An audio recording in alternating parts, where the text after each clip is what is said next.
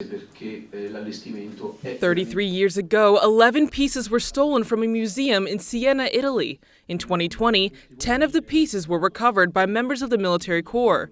After collecting them, they were sent to the Vatican Museums to be restored. At an event called From the Sword to the Cross, the museums unveiled the newly restored objects. The 10 items included 7 chalices, 2 reliquaries, and a cross. The reliquary of St. Galgano was the biggest object recovered and is considered to be one of the most precious objects made during the 14th century. They are 10 objects that are not only important from the artistic point of view, but they also represent the moral point of view, precisely of the protection, enhancement, and preservation of Italy's cultural heritage.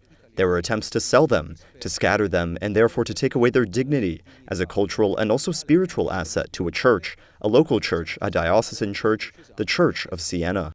Father Grassini says the items were brought to the Vatican Museums due to their excellent restoration facilities and their previous experience working with precious metals and ceramics. It is very important because it surely represents, first and foremost, an object of spiritual value for a local community, that is the Diocese of Siena, that has a devotion to St. Galgano, among the great saints in the history of our Sienese church. The reliquary, however, does not contain the remains of St. Galgano. It has many small bone fragments of different saints. For Father Grassini, the reliquary is a prime example of the unique technique and craftsmanship of the Sienese goldsmiths. We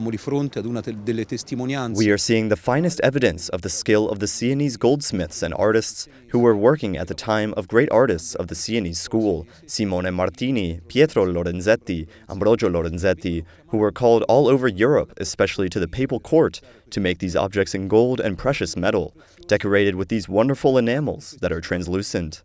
These religious and cultural objects will be on display in the Vatican Museums until February 18, 2023.